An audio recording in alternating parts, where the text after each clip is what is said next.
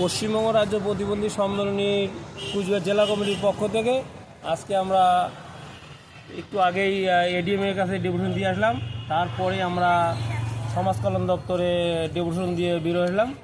বিস্তারিত আলোচনা আমাদের জেলা কমিটির সম্পাদক প্রতিবিন্দ মহাশয় আপনাদের সামনে পরিবেশন করবে।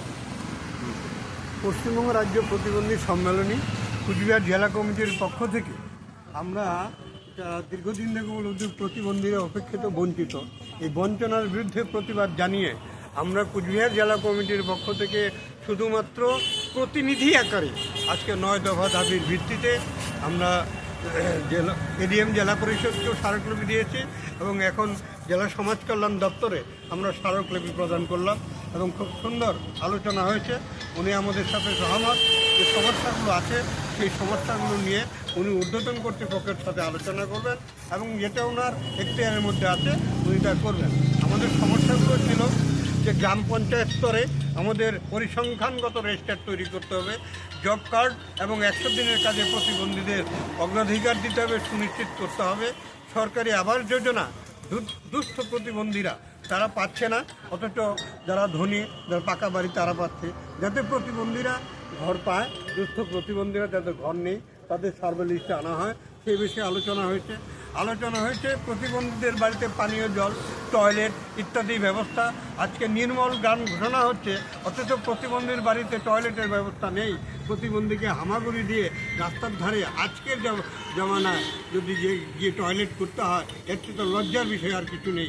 এই বিষয়ে আমাদের আধিকারিকরা সহমত হয়েছেন।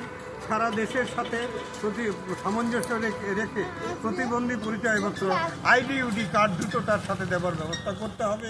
উনি সহমত হয়েছেন, কারণ যেহেতু জেলা সমাজ কল্যাণ দপ্তর থেকে প্রতিবন্ধী কার্ড দেওয়া বন্ধ হয়েছে, আইডিইউডি কার্ড না পেলে প্রতিবন্ধীরা খুব সমস্যায় পড়বেন। এই জন্য আইডিইউডি কার্ড যাতে দ্রুততার সাথে পায় তার জন্য সিএমওইচের সাথে উনি যোগাযোগ করবেন।